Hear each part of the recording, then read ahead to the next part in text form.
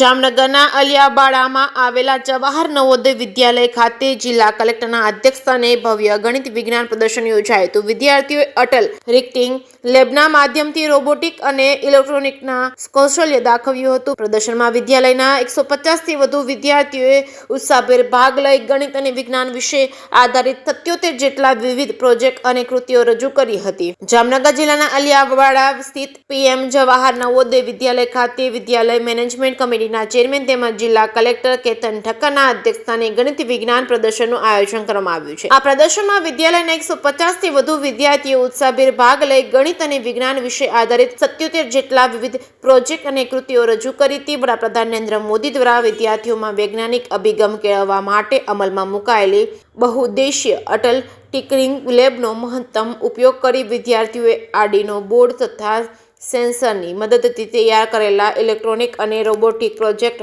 આકર્ષણનું કેન્દ્ર બન્યા હતા। જિલ્લા કલેક્ટર કેતન ઠક્કરે પ્રદર્શનની મુલાકાત દરમિયાન વિદ્યાર્થીઓ દ્વારા તૈયાર કરવામાં આવેલા ઇલેક્ટ્રોનિક રોબોટિક બેન્ડ સહિતના વિવિધ ઇનોવેટિવ પ્રોજેક્ટને રસપૂર્વકની કલેક્ટરે વિદ્યાર્થીઓની સૂઝબૂઝ અને મહેનતની ભારોભાર પ્રશંસા કરી હતી અને તથા અભિનંદન પાઠવી ભવિષ્યમાં આવા જ સંશોધનાત્મક કાર્યો કરવા માટે પ્રોત્સાહિત કર્યા હતા। આ પ્રદર્શનમાં સૈનિક સ્કૂલ બાલાછડી તેમજ દિલ્હી પબ્લિક સ્કૂલ તેમજ કેન્દ્રીય વિદ્યાલય જામનગર અને દરબાર ગોપાલદાસ બીએન કોલેજના તજજ્ઞ શિક્ષકોએ નિર્ણાયક તરીકેની ભૂમિકા ભજવી હતી। જે કે સિંહ ગુજરાતી સાથે હર્ષલ ખંડેરિયા, જામનગર।